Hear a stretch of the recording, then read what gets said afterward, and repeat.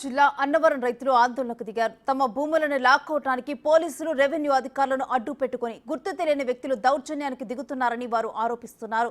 CS Jawahar Reddy, అతని కొడుకుపై ఆరోపణలు వస్తున్న ఈ తరుణంలో రైతులు మీడియాకు ముందుకు రావడం సంచలనంగా మారింది. దీనిపై మరిన్ని వివరాలు మా ప్రతినిధి రాజు అందిస్తారు. సిఎస్ జవహర్ రెడ్డిపై పేతల మూర్తి యాదవ్ చేస్తున్నటువంటి ఆరోపణల విషయంలో ఇప్పటి వరకు కూడా అంటే అటు భోగాపురం ఎయిర్పోర్ట్ కానీ అటు విశాఖ జిల్లాకు సంబంధించి అనేక ప్లేసెస్ లో భూముల్ని బలవంతంగా లాక్కుంటున్నారు. సిఎస్ జవహర్ రెడ్డి, ఆయనకు సంబంధించినటువంటి ఆయన కుమారుడు, అనుచర వర్గం వీళ్ళందరూ కూడా భూములు లాక్కుంటున్నారని ఆరోపణలు చేస్తున్నటువంటి తెలిసిందే. అయితే ఈ నేపథ్యంలోనే కొంతమంది ఆ రైతులు, అన్నవరానికి సంబంధించినటువంటి రైతులు మా భూముల్ని బలవంతంగా లాక్కునే ప్రయత్నం అయితే చేస్తున్నారని చెప్పి ఈరోజు విశాఖలో ఒక ప్రెస్ మీట్ పెట్టడం అయితే జరిగింది. ప్రస్తుతం అంతా పాటు రైతులు కూడా ఉన్నారు. అంటే మీకు సంబంధించినటువంటి భూముల్ని ఎవరు లాక్కునే ప్రయత్నం చేశారు? నిన్న ఏం జరిగింది? అసలు గొడవ ఏమైనా జరిగిందా? ఎవరు వచ్చారు మీ దగ్గరికి? నిన్న మేము తూడం రైతులు అండి. అన్నవరం భూములు ఉన్నాయి మావి. కానీ మీకు మీ తూడం రైతులు మాకు అన్నవరం మీద ఉన్న పంచాయతీదారులు, రెవెన్యూలు వాళ్ళు వచ్చి మా పోలు పాతుకుంటాం అయిపోయింది, మాకు మీకు ఏంటినేది మీరు తప్పుకొని మీ పోలు పాతుకుంటాం అనేసి జరిగిందని. మాకు ఎంత మా భూమిలో మా పోలు వేయొద్దు, మాది మా చిన్నప్పుడు కలిసి తాతలు కలిసి మేము ఉన్నాము, మేమైతే ఇవ్వము, మా చంపిస్తాం కొట్టినా మేము ఇవ్వమండి అని అన్నామండి.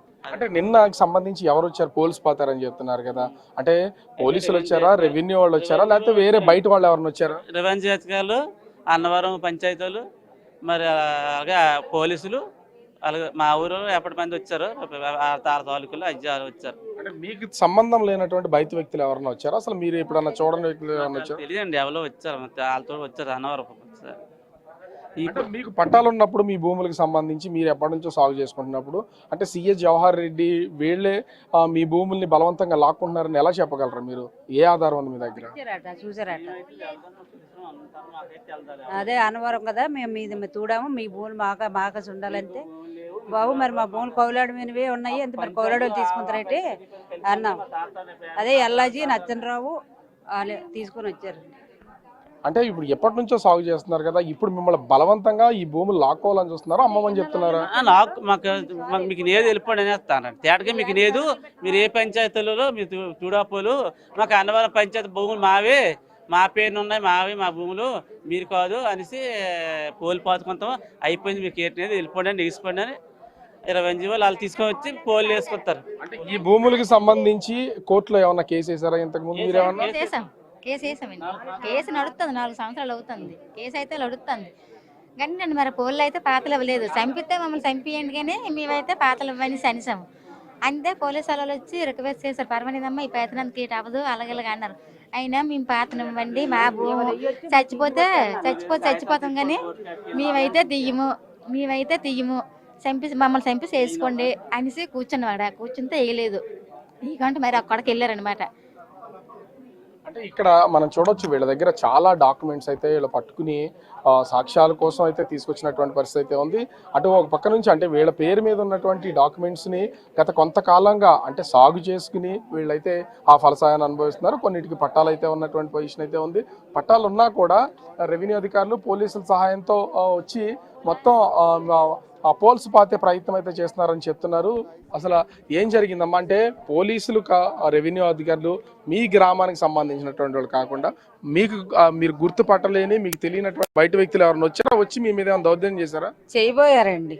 చేయబోతే మేము ఒప్పుకోలేదు, చంపిస్తే మమ్మల్ని చంపియండి, కానీ మేమైతే మాత్రం భూములు ఎట్టి పరిస్థితిలో ఇవ్వము. పేరుండి పద్దు పలానా భూమి గురించి పలానా మనుషులు చంపిస్తారని అనేసి మేము అనగానే వాళ్ళు తగ్గారండి. పట్టా ఉన్న భూమి కూడా బెదిరిస్తున్నారా మిమ్మల్ని, లేకపోతే అలా అంటే కొనుక్కుంటామని చెప్తున్నారా, లాగేసుకుంటామని చెప్తున్నారా?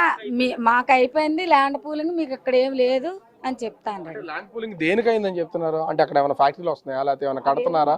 మరి దేనికి ల్యాండ్ పూలింగ్ చేశారు? ఏమో మరి మాకు తెలియదండి దేనికి అయింది.